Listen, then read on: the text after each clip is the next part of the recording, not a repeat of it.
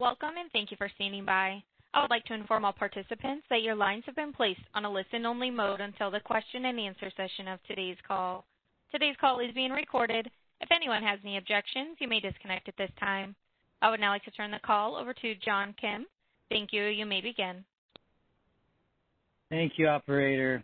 On behalf of the U.S. Commercial Service, the Connecticut, New Jersey, and North Texas District Export Consuls and Global Growth Strategies, we welcome all of you to today's webinar on free trade agreements. My name is John Kim, and I am an international trade specialist with the U.S. Commercial Service. I am your host for today's webinar, and joining us are my colleagues Anthony Sargis from our Connecticut office and Brian Beams from our New Jersey office. Before we begin, a couple of items to note. First, be sure you are connected using both your telephone and the online WebEx platform. All telephone lines are currently on mute. We will open the lines up for questions at the end of the presentation, and we will also take questions submitted to the Q&A feature on the WebEx platform. All attendees will receive a survey from the UCSC. Please complete this for request. This really helps us out. They help us develop future programming for your businesses. And Anthony will also send a summary email out tomorrow that will have the webinar recording and the deck slide. Our web address has also changed, so please note that all U.S. Commercial Service information can now be found on www.trade.gov. Again, that is www.trade.gov. And I'd like to take a minute to inform our audience about the U.S. Commercial Service. We are the trade and investment arm of the U.S. federal government, a division of the International Trade Administration. Our mission is to promote U.S. exports, protect U.S. commercial interests abroad, and facilitate foreign direct investment into the United States. We have a global reach. Our domestic field has over 100 field offices, and internationally, our offices are located within U.S. embassies and consulates in over 70 countries.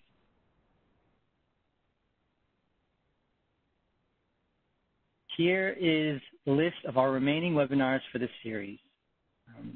I will give you a couple seconds just to take note, and so that you could join us within the next week and within the next couple of weeks. Okay, now I would like to introduce today's speakers. Jim Trubits has over 40 years of knowledge in free trade agreements, customs compliance, logistics, and supply chain management. His experience encompasses courier, sea, air, and northern border operations. He is a regular speaker for international trade groups, including Ontario Exports and the Buffalo World Trade Association. Jim graduated with a Bachelor of Arts degree from SUNY Buffalo and went on to complete the executive program in supply chain management at the Lawyer Institute, as well as the International Air Transport Association's Air Cargo Training Program, passing with distinction. He is a licensed customs broker and a certified customs specialist. Joining him today will be Robert Stein.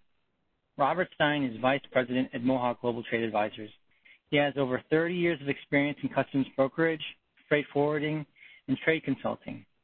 As a free trade zone consultant, he has guided importers through FTC savings analysis, feasibility studies, application, training, and system integrations, as well as obtaining interim production authority approvals. In addition to this, he also provides expertise in import and export compliance, Incoterms, free trade validations, including the USMCA, and FTC Made in USA rules to consulting clients throughout the country. Robert frequently lectures to the trade community and has spoken at events for the National Association of Free Trade Zones, Syracuse University, and the National Customs Brokers and Forwarders Association of America. He is a licensed customs broker and certified customs specialist. And so without further ado, Jim and Robert, please feel free to take the stage.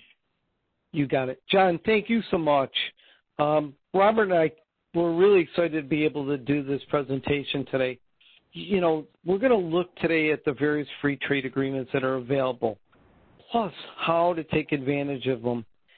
It's really important that you as a savvy export leverage that competitive advantage, or, you know, as we're going to find out in some situations where it'll just be maintaining a level footing with some other countries that have free trade agreements with that same country you're trying to get business with as well.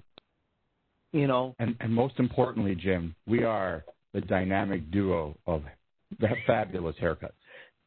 I agree. No one has better hair than that. Exactly.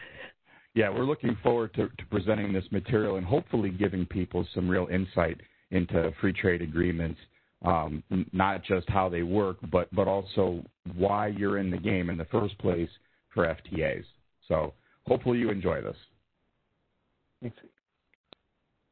So what is duty? You know, it's basically a tax that's levied by customs on your imports or on your customers' imports. So making sure that you're leveraging it to get the lowest duty rate or zero duty rate could really make be a big factor in you getting the sale or not getting the sale. So, I mean, you know, that's really what it's going to be. You know, you want to win more contracts overseas.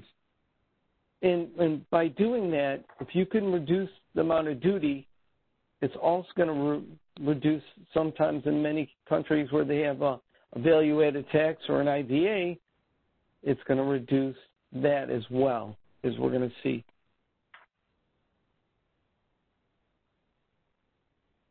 So the famous question I always get, so how many free trade agreements is there? You know, we actually have 15 free trade agreements with 21 countries. Japan's a mini bilateral, and it just recently went added. So even if we went to the customs tariff right now, it references you to go to another spot. But look at some of the main countries that we have them with that are great is we have Australia, we have Bahrain, we have the USMCA, which is Canada and Mexico. And then you got Chile and Colombia. And then we got the DR CAFTA countries, which, you know, you got Costa Rica and Dominican Republic and Guatemala and El Salvador and Honduras. We also have a free trade agreement with Israel and Jordan, Korea, Morocco, Nicaragua, Oman, Panama and Peru, and Singapore. So that's a big mouthful. But as you can see, we do have a lot covered, you know, and, you know, as more free trade agreements come online, that'll be a good thing. There's talk that we're going to have one with the UK, you know, in 2021.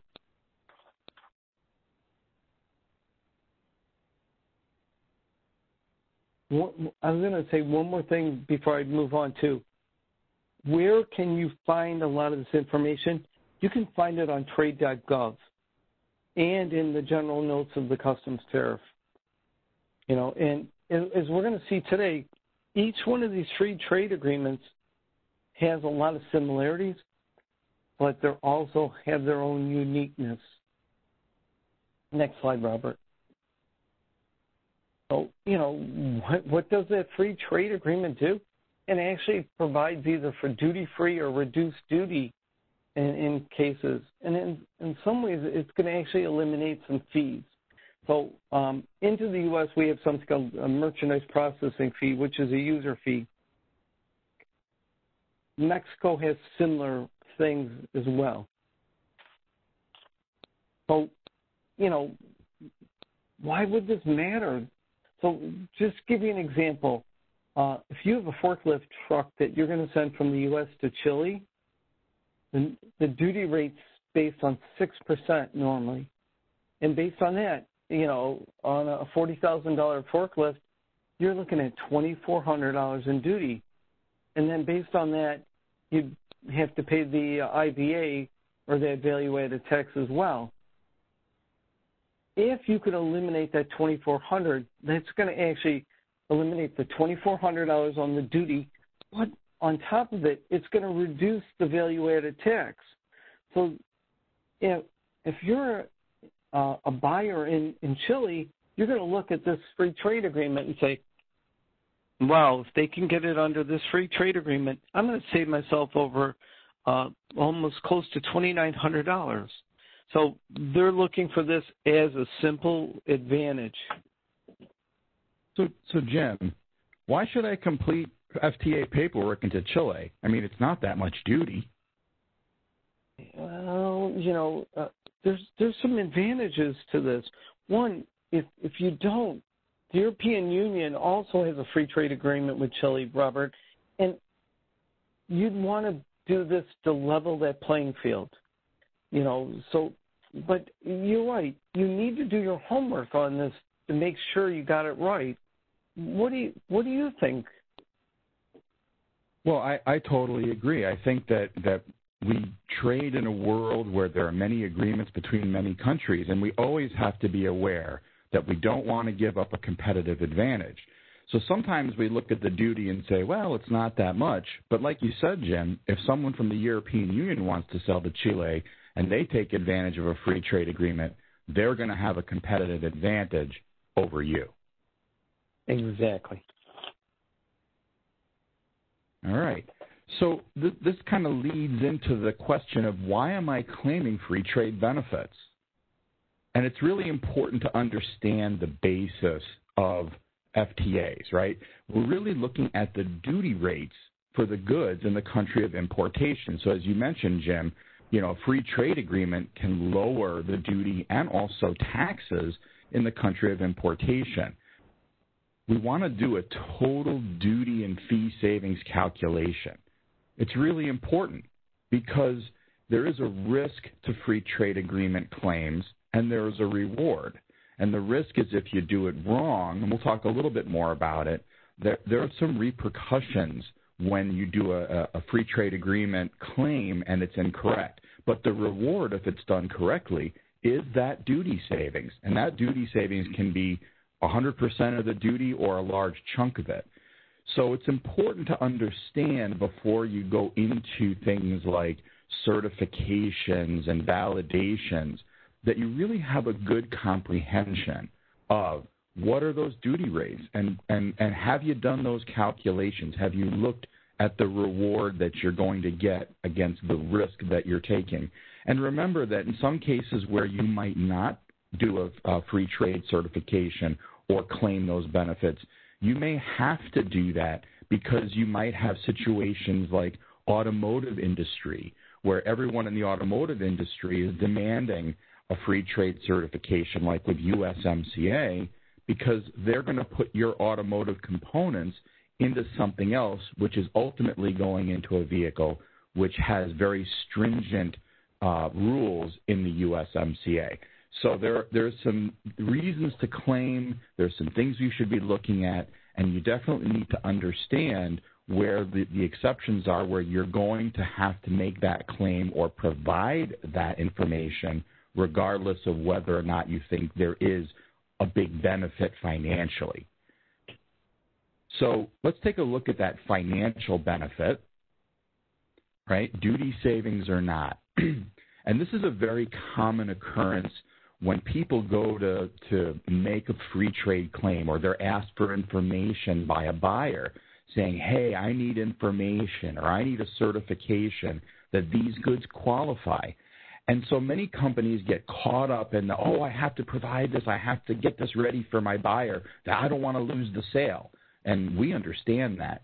But look at this electric forklift going from the U.S. to Canada. And in Canada, that same forklift, and I think this is the same one that Jim mentioned in the example to Chile, right? And the value is still $40,000, but the duty rate into Canada for forklifts under 8427-1090 is free. So the duty you would pay into Canada without claiming a free trade agreement like USMCA is zero. So that would mean if you did a USMCA claim for free trade, the savings would be zero. And that's a situation where, again, unless you had one of those exceptions for automotive or components going into further manufacturing, in this case it's a forklift, it's not going into further manufacturing, so there's really no benefit in terms of duty savings. And keep your eye on the ball. When it comes to free trade agreements, we are talking about saving money, right? That is the primary focus. Mm-hmm. So if you're not saving money, we shouldn't be necessarily making the claim, and there are some exceptions. We always say, when in doubt, talk it out. This is an incredibly difficult, intricate area, and Jim and I can tell you our experience in the last few years is, just when you think you're getting the hang of it, there's new agreements, there's changes. So people like Jim and I were like NAFTA gurus because we spent 25 years studying it, right? And then all of a sudden USMCA came, and then we had to relearn a lot of things. And so experts will help you negotiate all the new rules to make sure that you don't end up paying duty or worse, paying penalties, and more importantly, help you keep from losing clients. Robert, when it comes to this too, I mean, when we're talking numerous free trade agreements, 15 of them. There's so many differences and nuances, and depending on circumstances, your goods could qualify for one and not qualify for another. So this isn't some shameless plug we're trying to make. We're just saying, really make sure you have it dialed in, and it makes sense. Like you said, you shouldn't just make a claim to make a claim. You should have a valid reason, and you should qualify the goods. Absolutely. And besides, Jim, I know you dream in origin criterion, so. All right. So due diligence is really important. Remember that when it comes to certification, and we're going to talk a little bit more about the certification and what kind of documentation, but remember that part of certifying goods for a free trade agreement is having the information, including documents, proving that your goods originate, or that you're relying reasonably on the producer's written representation of such qualification for a free trade agreement. Also, remember that sometimes we discover that our free trade claims are incorrect, right? So you have to correct those false or unsupported USMCA and free trade claims in a timely manner. And this is really critical because everybody makes mistakes, and if you discover that it warrants a change in free trade status, like a change in sourcing or production, you need to make sure that you're updating free trade status and that those entries that were affected have been modified to reflect that change. Now, we talk about free trade duty preference, and that's just a fancy way of saying that goods get preferential duty treatment under a free trade agreement. Remember that if you're going to claim free trade duty preference, the goods have to qualify before shipping. It's not a good idea to ship goods and then have the customs broker contact you and say, hey, do these goods qualify for such and such free trade agreement? That should have been done all before the goods were shipped.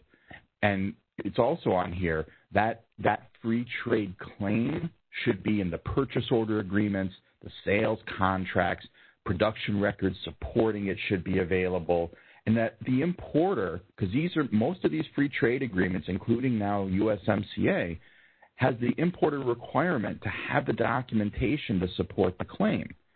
So NAFTA was the old exporter-supported rule, but most of the free trade agreements since NAFTA, including USMCA, make it a requirement that the documentation be maintained by the importer.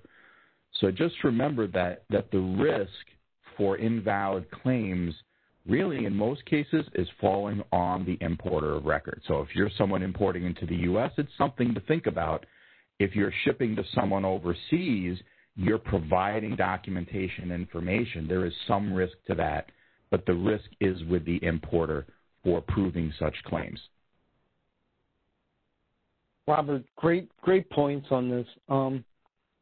As you can tell, with that importer requirement, they're going to have to make sure that their goods qualify. And so that means that they're going to have to work either with the exporter or the producer as well to make sure that they do meet these. So all the free trade agreements require a qualification process. Either your goods are going to qualify as originating in that territory, and we'll explain what that means, produced in the territory with foreign materials, or that the product was manufactured using originating materials.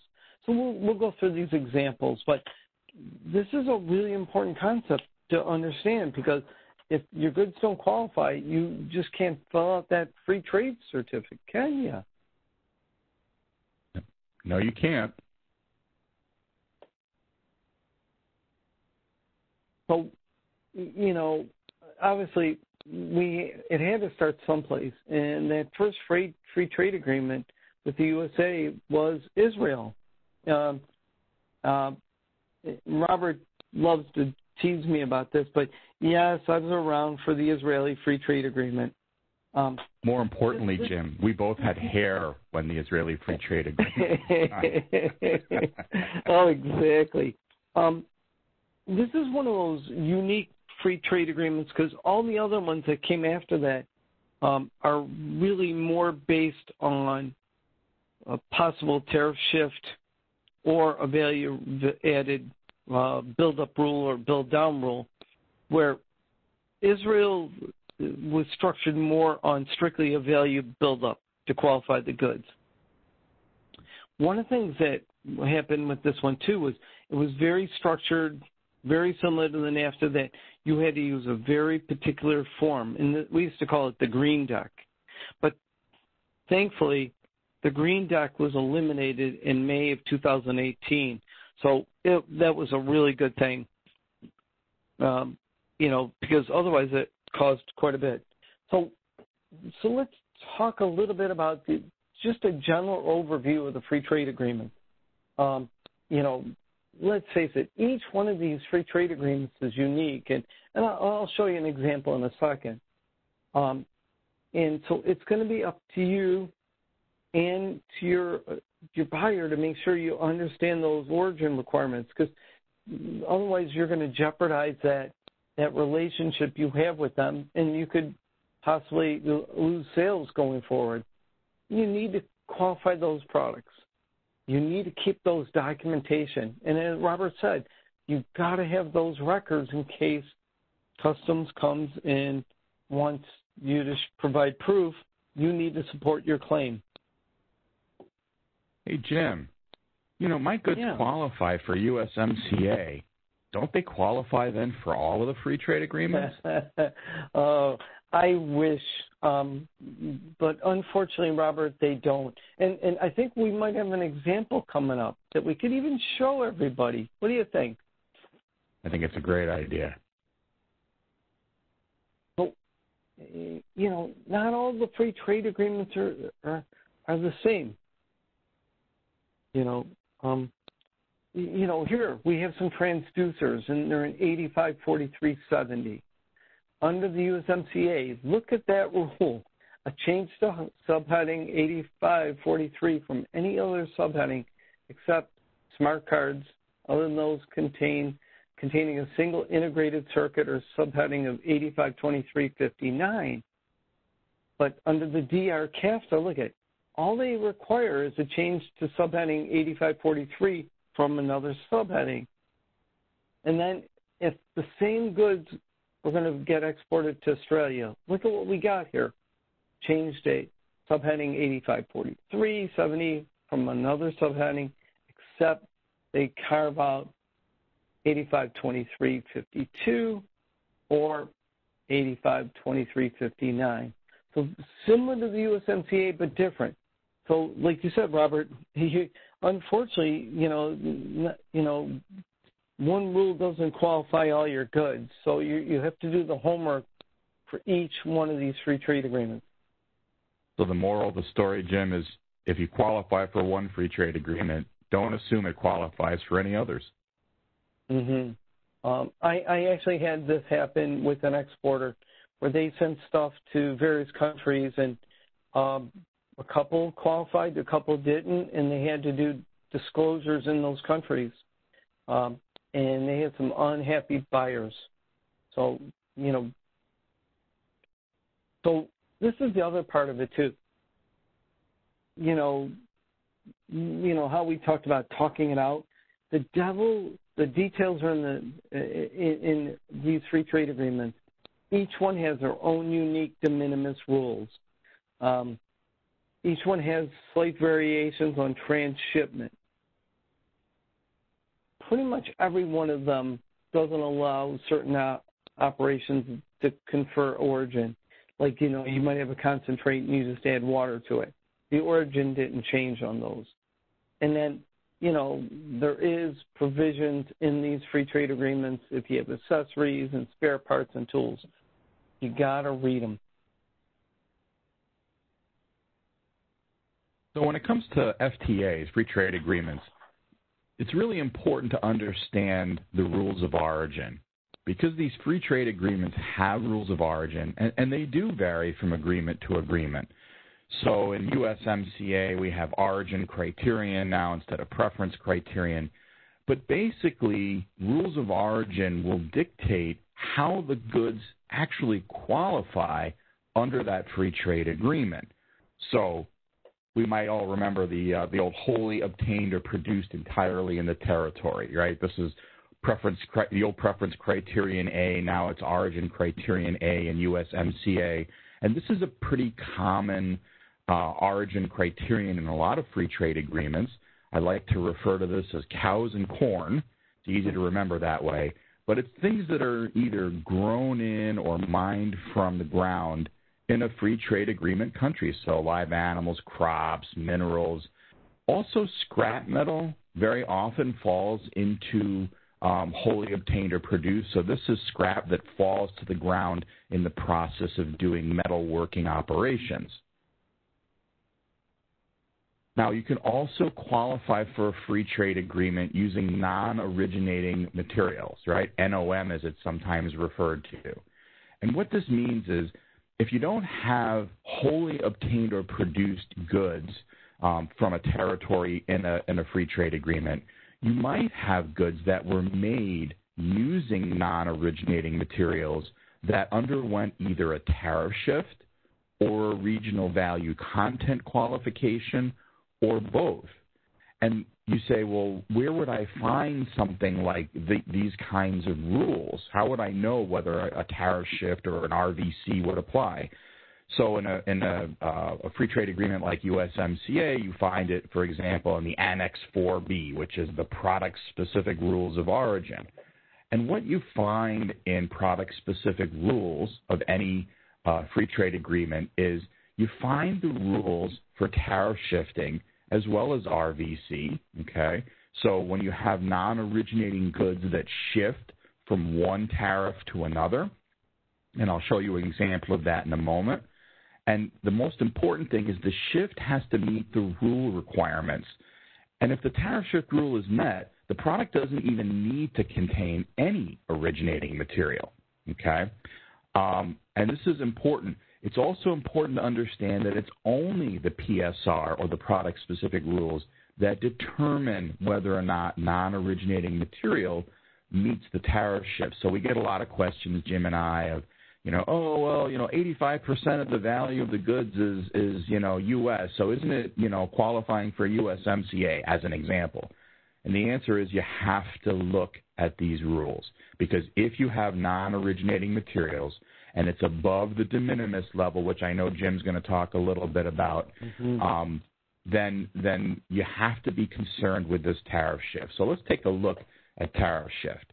Here we have some clay under subheading 250700, and you can see it's worked and it's made into a teapot, which is now 6911 10 80 10. Now, if you go into the rules for a teapot, you'll find, for example, in USMCA, that it says in Chapter 69, which teapot is obviously in Chapter 69 because of the first two digits are 69, then you change it from any other chapter and your goods qualify. So you look up and you say, well, the clay is in Chapter 25 and the glaze is in Chapter 32. And since those are the two ingredients, physical ingredients into the teapot, it meets the product-specific rule for the teapot. All the inputs tariff shift. So you could make this teapot out of entirely non-originating clay and non-originating glaze. And under this rule, if you made the teapot in the U.S., it would qualify under USMCA. And if the product-specific rules and other free trade agreements have this same tariff shift, they would qualify for those free trade agreements as well. Now, I mentioned regional value content, and you may see in your product-specific rules that there is a regional value content calculation, and it may cause for, I think Jim mentioned this as a build-up or a build-down method. And what that means is build-up is using a net cost methodology. Most of the time we like to use the build-down, right, transaction value, where you start with the transaction value and you work down from that. But there's lots of transactions that don't have, or lots of transactions that don't have a transaction value. So what are examples? It could be a lease. It could be a loan, maybe goods on consignment or being returned for repair or from repair. So there are situations where there just isn't a transaction value to work with, or maybe you just have a related party situation where you can't rely on transaction value. In any event, you can shift to the net cost methodology, which is a build-up method, taking the cost of things like materials, labor, overhead, profit, mixing it all together and using that as your basis of calculation. Robert, there was one more that I wanted to mention that comes up under the build-up is automotive. You know, obviously they have to use net cost because that's how they have to account for all their goods and to make their threshold. So they can't use the build-down method in that situation. They always have to use net cost. And like you said, you know, anything that's consignment or no sale items, same thing. You've got to use the net cost or the build-up. Right. And Jim, that's an excellent point about automotive, because that's a situation where knowing your commodity, knowing your industry, and how free trade agreements affect it has a huge impact on how you might qualify your goods or when you might provide a free trade agreement certification. So that's a really good point. Now, people might recognize this who do a lot of free trade agreements. They might see this as the old preference criterion C under NAFTA, right, produced entirely in the territory from originating materials. Now you say, how is this different from the B, tariff shifting goods that are non-originating? And the answer is you might have inputs that they themselves would qualify for the free trade agreement. We'll say USMCA for the sake of discussion. And then you turn them into goods that are also eligible. So an example would be taking steel bar that has an origin criterion of B because it was made with foreign inputs that tariff shifted. And now you cut it into slugs and make it into gears. Well, that's a situation where the gears are made entirely of goods that are preference criteria or origin criterion B. So the goods they were made from were produced entirely in the territory from originating materials. Some people like to call this a double shift, where goods shift tariff to go into a material, but then becomes the raw material for the finished product. Jim, I know sometimes we talk about intermediate materials here as well. Mm-hmm. Yep. So understanding these rules and how to apply them will help you also in terms of completing any certifications that asks you for origin or preference criterion, because every free trade agreement has a list of origin criterion in the rules. Robert, excellent point. And one of the things I think that if you're an exporter, using A, using C, there's some risk with those. Normally, and someone told me at least 95% of all goods that originate fall under that B or that tariff shift rule or the preference, the product-specific rule. So most of the time, when they're looking at it from an audit point of view, they're thinking, do these goods qualify under a product-specific rule? Because, not everybody's going to have cows and corn And not everybody's going to have something that's going to completely originate or use originating materials to produce those articles. And Jim, as we like to say, if you use preference criterion A on high-level finished goods, A stands for audit. Exactly. We always say that we haven't seen too many gear farms out there in the U.S., in Canada, Mexico, and the U.S. So we see a lot of that. So when it comes to the de minimis is what they decide is trivial or small, okay? And so that's a Latin term that they use. So they're going to allow you to take a small percentage of non-originating materials that don't undergo some type of tariff shift and still qualify your goods. One of the examples, I had a company that was exporting, and they underwent an audit on the product, and it turned out that one of the key materials that went into it did not undergo a tariff shift. And so they had it was the same tariff number as the finished article, but thankfully under that free trade agreement, it was under the percentage. The one thing that I have to kind of always warn is, you have to really look at this, each of the agreements, because sometimes certain commodities are excluded. Each one of these is unique. One might only be 10%, and they might have a greater amount for other ones for de minimis.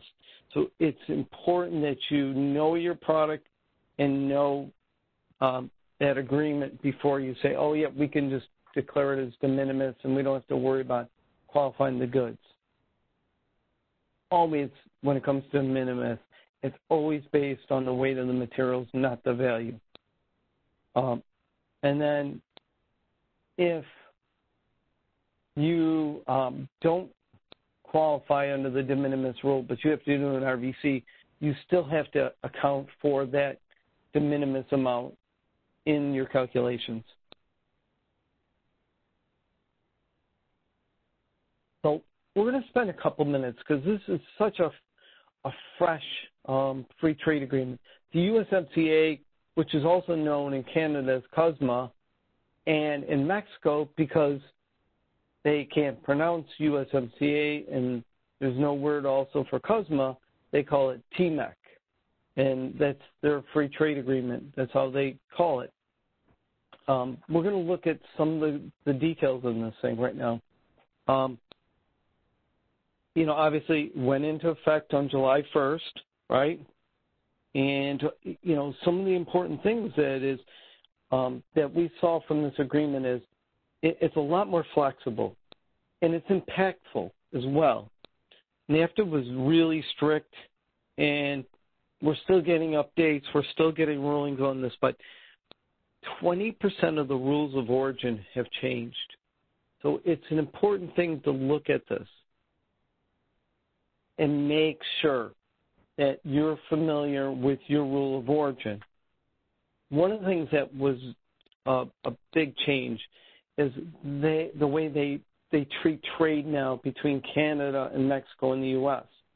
Into the United States, we have this low-value program called Section 321, or they also call it de minimis, not to confuse it with the de minimis value rule. But under this Section 321 or low-value program, you can send goods that are $800 or less into the U.S. without paying duties or taxes. So they worked out a similar agreement, but they could not get to the 800. So for Canada, if it's duty-free, you're allowed to send to Canada up to $150 Canadian. If it's tax-free, it's $40 from the United States. And normally, under this courier remission program that they have up in Canada, it's only $20 for tax-free. So that's double that amount. Mexico, the same thing. They have a similar program where it's $117 duty-free or $50 tax-free. So there's slight variations, I know they wanted to have a consistent rule. That didn't exactly happen. But when we look at some of the other things, Robert mentioned this one earlier, like all the other free trade agreements now, free trade agreements can be certified by the importer under this program. If your goods fell on an RVC rule, you may want to review it because many of the commodities have been updated. We had one example under the NAFTA agreement where snow blowers had to have an RVC component to qualify, and now under the USMCA, it's totally gone. So this is a good time for you to do a review. We still have a transshipment rule. We still have a rule for sets. And we're going to look at recovered goods and chemical rules as well, and the de minimis rule. Automotive, we're not going to really cover today, but that is very in-depth in itself as it is. Next slide, Robert. So recovered goods, this one kind of, when it came to recovered goods, they realized that many industries rebuild cores into remanufactured goods. And so they're now recognizing this as a form of production. So this was a big thing. It wasn't in the original NAFTA. They added it later on. But if you look at a lot of the other free trade agreements, we have similar programs in it. Korean free trade, for an example. So in this case, you're going to want to look and see if you're doing this, if your goods would qualify for remanufactured goods as a form of production. And you can't see my hands, but I'm doing quotation marks or air quotes. So my apologies for that. So what else do we got? Chemical rules. And these formulations were lobbied by the industry. This was to increase production in North America. And so we have 8 individual rules that could possibly qualify your goods through some type of reaction rule, some type of formulation rule, or you still have the option to use a tariff shift or an RVC rule depending on what the classification of your goods are. So this one's really important. And I have several companies that export that their goods now qualify where they didn't under NAFTA. There's some that still don't qualify under NAFTA. They didn't qualify under one of the 8 individual rules. They didn't require on the rule changes. So this is something that a careful review is required. And Jim, I would say that both in chemical and automotive, especially looking at USMCA, the way the rules have changed, they're especially complex. And again, definitely consult with an expert unless you've got one on staff already, because it's very detailed now. Great point, Robert. And one of the things that when it comes to something like chemicals, I wind up working with the engineers, the chemical engineers on staff, because they're the ones that understand if it's a reaction, dilution. You know, they're going to understand if their goods qualify or not. So this is really important. So de minimis, this was huge. This now is going to allow for greater foreign content. We went from 10%. We went to 10% from 7%. If anybody attended the USMCA training that we conducted, we actually had an example where something didn't qualify under the NAFTA agreement, and now it qualified. So this is something very important. So maybe you had goods that maybe didn't qualify before, and now they do. So go back, look, and, you can go from there.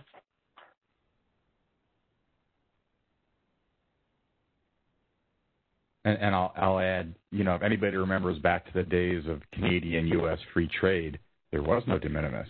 So it's been creeping up bit by bit from nothing to 7%, and now to 10%. Good point. So with the free trade agreement certificate of origin, right? So for pretty much, I mean, NAFTA was a free trade agreement that had a specific form. It had the old Form 434, and that was required. But USMCA did away with that, and most of these free trade agreements don't have an official customs form. But the main thing is you need the specific information that's required for the free trade agreement. So while you don't have to have a form, using an optional form is a great way to capture all of the data regarding the free trade agreement for which you are making a claim, and then you can attach all your backup documents to that certification. So if you ever have to prove how you qualified your goods for free trade, you simply pull out that certification of origin, all the supporting documents, and it should be easy to defend your claim. Robert, if I was an exporter, where could I find that form? Well, I mean, they're all over the Internet. We certainly keep a copy of that form on our website, but I believe Customs has a quote-unquote official version, which is not really an official Customs form, but it's what they call the optional form. So Customs website, we have it on our website, and certainly there are lots of other companies that have versions of it, and that's where you can find it. Can you go back to that slide one more time? I just wanted to ask you one more question, too. Okay. So this form, could it be used for just the USMCA, or is there other applications with that? Well, you'll notice in the upper left-hand corner, it says Select Country. So this particular form allows you to actually choose which country the free trade agreement is with, and it actually modifies the form to reflect which country agreement you're using. So you can use this for Australian free trade, you can use this for USMCA, so there's lots of different agreements that you can select and then fill it out accordingly. That is so cool. That's really good. Technology is a great thing, right? Yep. So now, the USMCA certification of origin. So this is kind of interesting. There were some really good things that came out of it. The certifier can be the producer, the exporter, the importer. You can make that claim on any form. So you can have a certification of origin form like we just showed you. You can put it on the commercial invoice. There's no prescribed format, meaning you can make your own form. You can, if you're bored on the weekend and you want to design your own form, as long as it meets the minimum data elements. And the Annex 5A is specific to USMCA, so that is the data elements that you are required to supply if you're getting a validation or audit of your free trade, your USMCA claims. Part of USMCA is that they're not supposed to issue rejections for minor errors, provided there's timely correction. So the nitpickiness of NAFTA somewhat is gone, although I don't know that I've seen it directly reflected yet. But over time, we'll get a better sense of how picky Customs is being. And an electronic format is acceptable. Robert, I got a question for you. This blanket period, how long is it for? And, does it have to be, calendar year to end year? Or under this agreement, how does it work? Well, the certification period is 1 year. It can be a calendar year, or it can be a rolling 1 year period. So in this case, July 1st going forward to June 30th would be a win in some ways, because that might give people more time to get their documentation. And in fact, it's not all happening at the end of the year right now. That's kind of a cool thing, isn't it? I think theoretically, if people approached it that way, then yes, it'll be a lot easier. I think the end of the year crush is always the hardest for companies. I mean, the last thing you want to do during your end of year rush and your end of year accounting is to try and validate all of your free trade agreement claims, including USMCA, which for a lot of companies, there's quite a few of them to validate. Now, the certifier field. Oh, go ahead. No. One more question for you. Is there any requirement in any of these free trade agreements that they have to be notarized?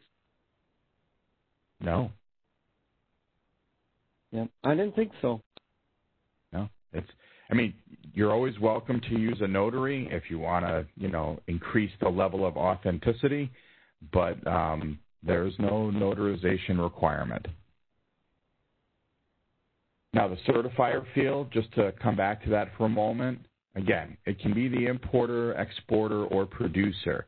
And if you're someone who's producing goods and you're not exporting, you might be asked to fill one of these out, for example, if you work in the automotive industry space. Because if you're making a component that one day is going to end up in an automobile, all the way down the supply chain, all those producers and manufacturers are going to be asked for certifications so that when the automotive manufacturer does their final qualification for the vehicle, they have as much information as possible to qualify their claim for USMCA.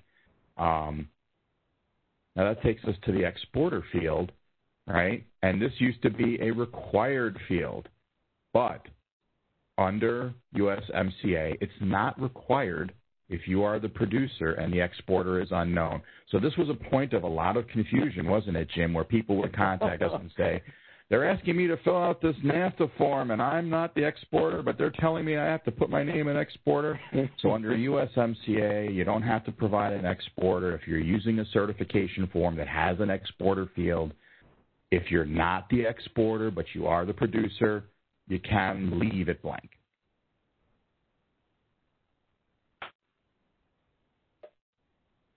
So, Robert, producer field, this one's interesting in how they've made some slight changes to it. A lot of it, we always look at it from the lens of NAFTA first. And so one of the things I thought was really interesting is now if you're going to show the producer's name as the certifier, they want the address where the production occurred, not the corporate office, which I thought was a rather big change because before, you could have had 15 plants that could be producing this. You could have just shown the corporate office in, let's say, Atlanta or something. But now they actually want that place of production. And then if you're the exporter, you can state various. That's one option. You could put, you could include a list of producers. But most people, I think, are going to go, if you're the exporter and you're not the producer, you're going to put available upon request by the importing authorities. Because obviously you don't want to disclose that to the exporter because they could circle around and cut you out of it. So that this never is something. True. What was I thinking? Yeah. So invoice descriptions really matter, and this comes back to a lesson I had early in the NAFTA agreement where customs informed the importer that if the invoice description didn't match on the invoice and on the NAFTA agreement, that they were going to disallow their claim. And so, keeping that in mind, all these descriptions should tie together. The commercial invoice, the free trade agreement, So, plus, if I could say something, make sure to add a part number or a model number, and some words that tie it to the tariff. I just recently went through this with a couple of parties. One of them, they said that calling it a heating element as well with the item will be helpful. And if you're going to do something, don't abbreviate it. So I had one recently where it said GSKT, which stood for a gasket. Turned out it was a rubber gasket. So, there's a different free trade rule for that one than if it was a plastic gasket. So be specific, name that material, the product, give a good description. These things will keep everybody happy. Robert, you want to add anything here? Because, I mean, this has got to be one of the number one items, you know. Yeah. Not a bad idea to put a SKU or part number here as well, because that's a direct identification. So even if your description isn't perfectly matched, if the SKU or part number matches, it should be sufficient. I had one where they had 15 items that qualified and one that didn't. Of course, they picked the one that didn't. So because they didn't show SKU numbers on their free trade agreement, they disallowed all those items. So we'll talk more about some of the risks you can have with this in a couple minutes. But, you know, adding that SKU number, they might disallow one, but they're not going to disallow all of them that way. Exactly. So, Robert, you know, we talked a little bit about this earlier. You know, you've got A through E, but this is going to be based on your homework. So if you've done your qualification homework and you know your goods qualify under B, that's what you're going to put in that origin criterion box. Like we said earlier, any items that are produced under A, wholly obtained, A stands for audit me. So be careful with that. That's very, very dangerous. And then same applies to origin criteria D and E as we have. So this is all that qualification work goes in that box 7. And that's really what it comes down to. So make sure your analysis is right and make sure you have that backup. And this is the linchpin of your USMCA claim, because this is what tells the customs authority that these goods qualify and how. So very important. Now, Jim already tested me on this. So we already know the blanket period can't exceed 12 months. But that, again, that 12 months doesn't have to be the calendar year. It can be a rolling 12-month period. It doesn't have to be on the first of the month. You can have yours from August 15th of this year to August 14th of next year. We advise people not to make it the same date, because technically that's 366 days. If you go August 15th to August 15th or January 1st to January 1st, try to make it so it's just 1 year. So from January 1st to December 31st, August 30th September 1st to August 30th, something like that, where you're going for a year. And if it's a single shipment, it's a good idea to indicate the invoice number. Just a word of caution here that when you issue blanket certifications, they kind of take on a life of their own. And if you're a company that does things like changes your sourcing or your processing, you might want to be careful, because once you put a blanket certification out there for the year, if there is a change, it's often very difficult to actually control who has which copy of your blanket certification. So if in doubt, it's always better to do individual shipment certifications versus blanket. And this goes for all free trade agreements, because you will find that once you issue a blanket certificate, it's very, very hard to track down exactly who got it. Mm-hmm. Now, this is the certification, which is a little different than it was under NAFTA. I'm not going to read it out loud, but it basically just says that the document is true and accurate, and you assume responsibility for proving its accuracy, and that you're going to agree to maintain and present upon request any documentation necessary to support the certification. All right?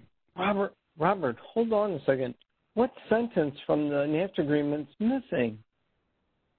Holy cow, Jim. They've taken a whole sentence out of the certification.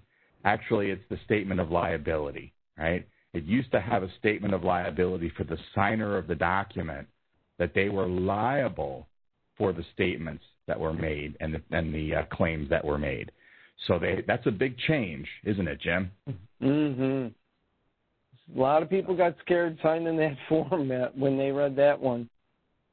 Right. So it's actually a big improvement, because it's a more reasonable certification, because most of the people who are signing a NAFTA or a USMCA certification, they're not really looking to absorb the liability. They're just, they're willing to say, look, this is true and accurate, and I can prove it.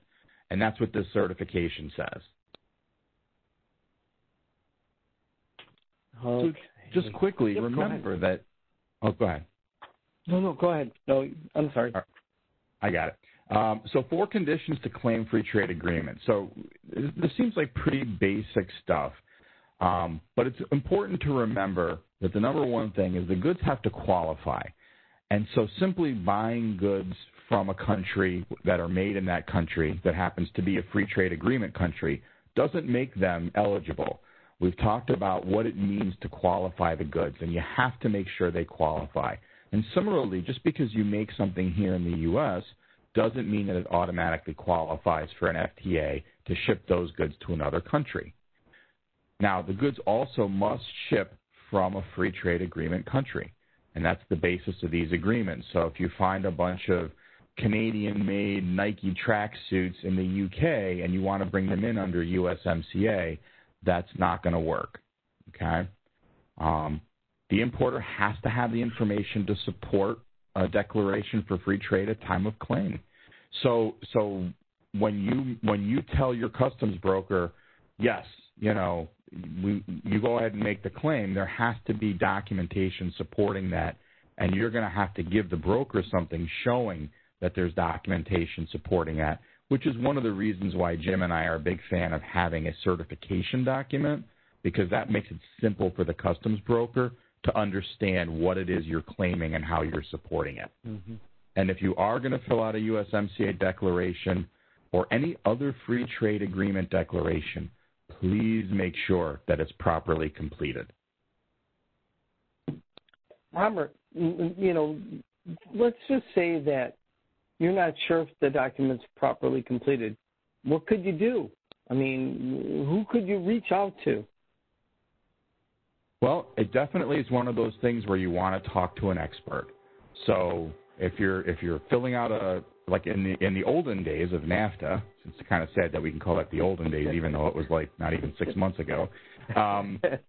People used to send us their NAFTA certificates, and we would look them over for obvious signs of problems. Now, it's very difficult to do a validation with a quick look over, but very often the most obvious errors can be spotted. For example, a claim of preference criterion A for goods that are not cows or corn.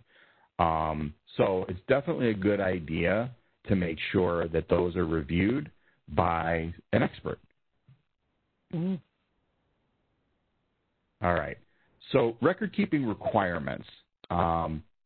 And in the U.S., right, records must be kept for a period of 5 years from date of entry. That includes for your USMCA certifications. They can be maintained in any format, paper or electronic. And you have to, so anyone who provides a certification has to keep all those records and supporting documents.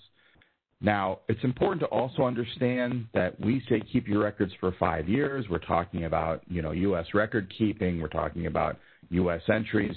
But remember that if you're a company that ships to Canada and you're a non-resident importer, and there are many of you who may be not NRIs, as we call them, right, that the regulations in Canada for the keeping of records are a little different. So if you're a Canadian NRI, their rule is what they call 6+ current, which I like to say is Canadian for 7. It's 7 years worth of records. So if you're going to keep a NAFTA certificate or documents you provided to support, a USMCA certification, it's really important that if you're an NRI, since you're dealing with Canadian customs, you may want to understand that you need to keep those records 7 years, including that USMCA certification and supporting documents. So when it comes to verification, customs, under all these free trade agreements, has a right to verify that your claim is valid, right? And so they're going to look at your books, they're going to look at your records. So Canada Customs uses questionnaires. U.S. Customs uses something called the 28, which is called a request for information. And Mexican customs and other customs, they send letters asking very specific questions where you have to provide that documentation. And in some cases, it may require a visit from the customs authorities. But most of them we call a desk audit. So this is important that you keep this in mind. Each one of these verifications, Customs is required to provide some type of a verification scope. So it's going to be very detailed. They're going to tell you what items they're looking at, what time period it is, and they're going to go from there.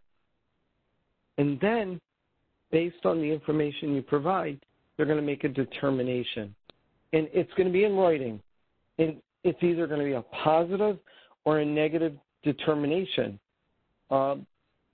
This is, I have to warn everybody, Customs has what we call a two strikes policy. If you get two negative determinations, Customs may deny your preference criteria claims until you can establish compliance again. And, you know, if it did result in a visit, Customs is going to review documentation, they're going to observe your production processes, they're going to count machines, and determine production volumes. Kind of and by the straightforward. way, yeah. I remember we were talking to Customs one time, and they were talking about taking trips to Canada to do 100 validations of NAFTA at the time, okay? And we asked the question, we said, how many of those validations that you perform result in negative determinations, meaning they're not valid NAFTA claims? Do you remember what the percentage was, Jim? I remember 42% or something crazy like that. At the time, there was a 70% anecdotal negative determination rate. So basically what she was saying is more or less 2 out of 3 claims were not being made valid in a valid way. So just be aware. I mean, it certainly has improved, and I think at the outset of NAFTA, those numbers were much better because people were very aware. And so hopefully at the beginning of USMCA now, people are more aware. But just in general, when it comes to free trade agreements, people are not careful, and so you should be, because Customs will look closely. But one thing I did like about the USMCA is it gives a lot of exporters a clean slate to start again. I think that this was a tremendous opportunity for companies saying, well, you know, maybe we weren't really doing things 100% under the NAFTA agreement, but wow, here's our chance now. Right, exactly. So you have your clean slate, you know, make sure you take advantage and do it right. So here's normally what Customs is going to look for from you as a producer. They're going to be looking for you to be able to take flow charts and technical specs and kind of explain that manufacturing process. And then they're going to look at your production records to see if you can produce those set volumes that you have. And then they always want to know, how did your goods meet that specific rule of origin? So, you know, normally, you know, when Robert and I work with an exporter getting them ready for a verification, we'll go through the whole process. We'll write up how we qualified, explain why, you know, and it's going to really be based on the bill of material. That bill of material is going to have the classification number, the country of origin of the goods, some originating, some non-originating, and in some cases we need to provide costs with those materials, depending on if it's a build up, build down, you know, that net cost, that transaction value. So this is really important that bill of material is populated. Customs believes that every exporter and importer has a folder with their goods showing how they qualified.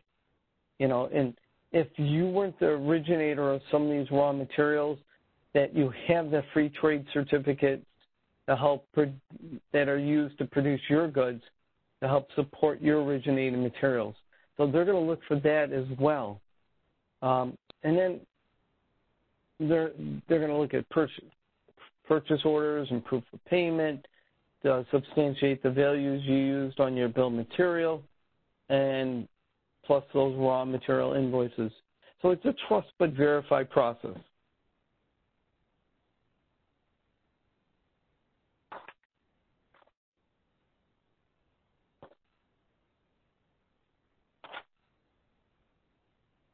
So, Robert, you got to admit, best practices is really what it comes down to.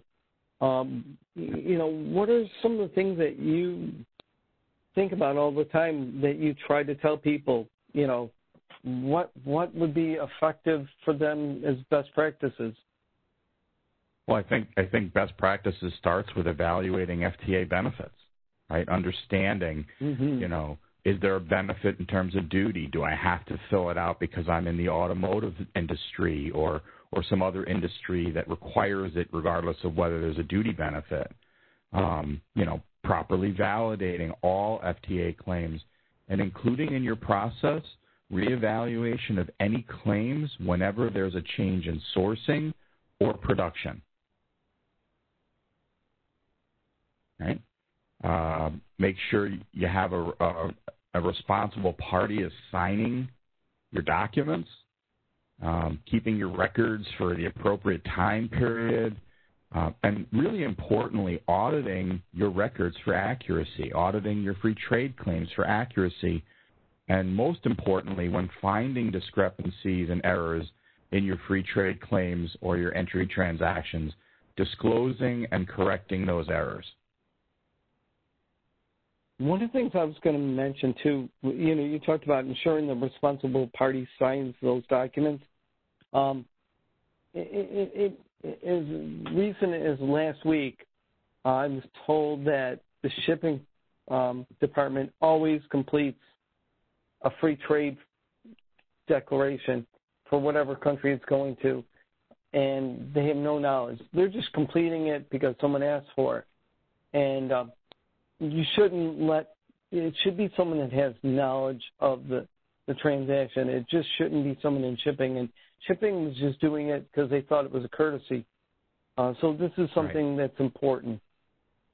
I agree, Jim, and I've seen companies where as part of the shipping documents, the free trade agreement spits out automatically pre-filled out, and your one check stop to make sure that an invalid FTA is not sent out is that the signatory is someone who's responsible, who understands they need to make sure that that document is correct before it gets signed. We always say, right, they should have that knowledge. It really comes down to that. Absolutely. And Robert, like you said earlier, too, lean on your experts for help. Have them look at that. How quick can you look at a free trade declaration and know if you think it's properly completed or not? Or there could be a possible red flag on it. I can do a red flag scan of an FTA declaration in about 12 seconds. Me too. It's like you get it, you're going, okay. You just know. You can just see it. And Customs has that same laser focus. So, I mean, use those experts. Let them help you. It's not a long process. Getting into the details, that could be a long process. Good point. So just remember that every free trade agreement is different. So it's important to make sure that we don't treat them the same, that we don't assume that goods that qualify for Korean free trade automatically qualify for Australian free trade or USMCA. Make sure you determine who's going to actually provide the certification on that certificate of origin, and keeping your backup documentation and maintaining it. So like what we said before is if you're going to have a certificate of origin, get your backup documentation, staple or paper clip it together and put it in a folder.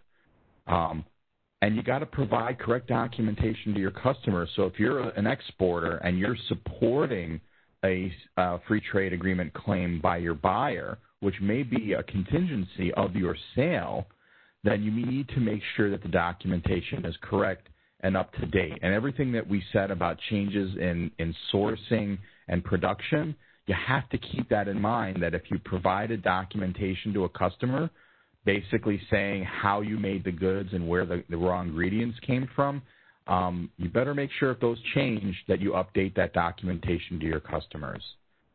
Also making sure that all your contracts and procedures and manuals are up to date, reviewing and revising them as necessary.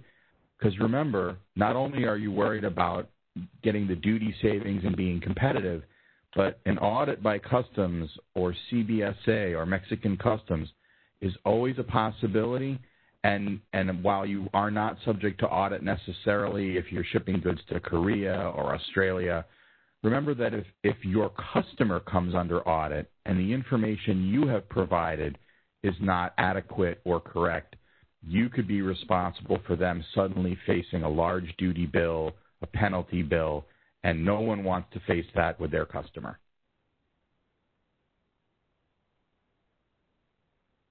Now, here are some helpful links if you're looking for U.S. free trade agreements. There is a free trade agreement tariff tool and also the USMCA implementing instructions. The good news is you don't have to scribble this or screenshot it or anything, because I believe it was John who said that the slide deck will be available afterwards, so all those links will be available to all of you. The other place, Robert, I was going to say one more place that they might want to look to if they're looking for more information on free trade agreements is actually the U.S. Harmonized Tariff Schedule in the general notes. Absolutely. Yeah. And we recommend using the electronic version available from the ITC because that one is updated all the time. So if you're using that one, you're always going to have the most current version of the free trade agreements that are in the tariff books. Just do keep in mind that when new agreements come into place, sometimes there's a little bit delayed in getting into the tariff, and that if there's major changes made to a free trade agreement, that can also take a little bit of time to propagate into the tariff. So be aware that when you look things up, it's not always perfect each time, but those are good resources. So with that, we'd like to put our beautiful mugs on the screen again for those fabulous haircuts and say thank you for everyone for listening and open it up for questions. Great. Thank you so much. This is, again, your moderator, John Kim. I'd just like to take this time to thank Jim and Robert for sharing their great insight on FTAs. And I must say, for presenting them in such an engaging and accessible format. So thank you so much. As Robert mentioned, just as a reminder to our listeners, Anthony will send a summary email out tomorrow that will have the webinar recording and the slide deck. So you will have this presentation available. Now, let's move on to the Q&A portion of the webinar. Operator, as we move to this next section, would you provide the audience instructions on how to ask a question by phone? Thank you. We will now begin our question and answer session. If you'd like to ask a question, please press star 1. Please unmute your phone and record your name slowly and clearly when prompted. Your name is required to introduce your question. Again, that's star 1 if you'd like to ask a question. One moment, please. Great. Thank you so much. And as we wait for those questions to come in, I did want to follow up with the presentation with a couple questions that we have on our end. But I did remember you saying something about how Customs Border Patrol has a generic FTA form that we could use. Would you be able to elaborate on that? Sure. If you want, John, I can actually send you the link. How's that? Would that be good? Sure. And right. So this, yeah, and I can elaborate as well. So this form now is on U.S. Customs website, and it actually, you can use it for all the different free trade agreements. And Robert and I, we came from having a very specific, rigid form that we had to follow, and a lot of people as an exporter and importer, got used to using that type of format, where Robert said this several times in the presentation, where you no longer need to have it on a form. You can use a letterhead. You can put it on your commercial invoice. They've relaxed a lot of these rules. As long as you contain the data elements of that free trade agreement, you're fine. But this form they introduced because so many people wanted it.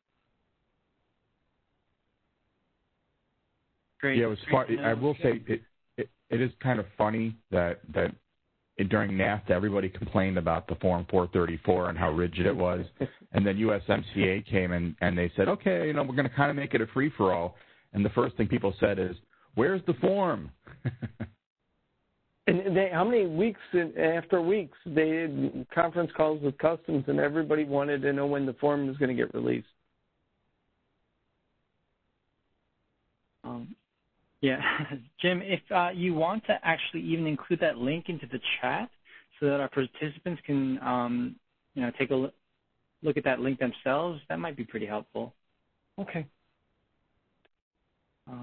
Operator, do we have any follow-up with any questions for our Q&A? At this time, we have no questions on the audio line, but as a reminder, if you'd like to ask a question, please press star one. One moment. Great. I guess if we wait, go ahead, Robert. I do see there are a couple questions in the Q&A box on the WebEx there.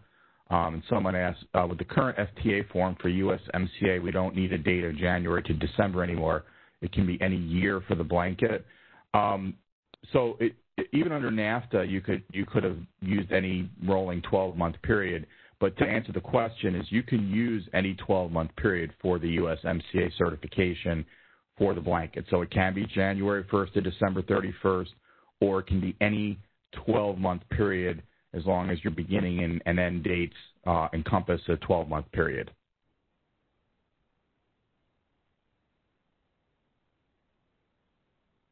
Great. And, I do have a follow-up question as well, if that's okay. Based on the conversation that you shared with us today, would you be able to share maybe where we could find various FTAs on the Internet? Sure, we can do that. There is some in that one slide right before our lovely pictures here. Oops. So it'll be in Free Trade Agreements under export.gov. It still links you there. But I also will send you the U.S. Harmonized Tariff one. That sounds great. And so as we do have about 5 minutes left, I want to just follow up one last time with the operator if there are any questions in the queue. We did have a question come through. Terry, your line is open. I think you meant me, right? Yes. Okay, it's Sari, and I don't know if you remember me, Robert, from Chicago, but we've met before. I do remember you. Okay, so you just answered my question about the USMCA. I was always told in my trainings that it had to be from, January 1st to December 31st. So, I mean, in the past, in NAFTA, so that you just said that it doesn't have to be surprised me. But obviously the regulations can change. The tariff can change throughout the year. So even if you issue a year blanket, your qualification potentially can change, can it not? Absolutely. There's tariff updates. I mean, once upon a time, we used to get one tariff update a year in July, for those of you who remember. But now we typically get anywhere from 17 to 25 tariff updates a year. And any one of them can include a shift in tariff numbers that may be as a result of evaluation of either the World Trade Organization or other factors. So, yeah, I mean, it's possible that your blanket certifications issued in January could go out of date, like in a blink of an eye, with a tariff update. But just to go back to your comment about the January 1st to December 31st, I like to refer to that as corporate OCD, that many corporations had rigid policies about wanting to issue their NAFTA certificates for the following year. and forcing everybody into issuing their blanket certifications for January 1st. But I could be wrong, and Jim, you can jump in on me here. I do not believe there was ever any regulatory requirement that NAFTA certifications begin on January 1st. No, especially with this free trade agreement, and it really started on July 1st. So, right. We were getting asked questions all the time, like, can I use my NAFTA to the end of the year even? So what I did was I requested new USMCA certs from July to December, and then I'm getting new ones from January to December of the next year. But the other reason being is that, you need your support paperwork in order to do your qualifications. And if you get some that are, say, July to July and others that are January to December, then you've got to make sure whatever you're using for your support paperwork covers the time period that you're qualifying. Absolutely. Okay, then my other question is, you said that I don't have to put exporter. I can leave that blank.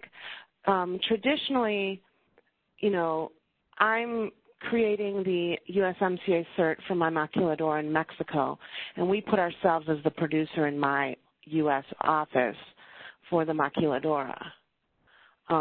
So I can just leave exporter blank, put myself as the producer, and the importer is my customer, and I'm okay with that? If you're not the exporter, you can leave it blank. If you are the exporter, you need to fill it out. But for a lot of people who are selling, this happens a lot in automotive, where a company in the U.S. will sell a part to another U.S. company who then is going to incorporate it into something that is being shipped, let's say, up to Canada for assembly into an automobile. So this kind of thing goes on all the time. And when you're in the automotive vertical, even if you're not the exporter, you may be asked for a NAFTA or a USMCA certificate. Old habits die hard here. So that's the situation where you're not exporting, but you would still complete the certification as the producer. If you're actually shipping to the maquiladora, then you No, I'm manufacturing at my maquiladora, and then we ship them from but we put that we're the producer. Well, actually, I put that I'm the exporter. I still put producer available to CBP upon request, because if they want all the supplying information. So I say that we're the exporter.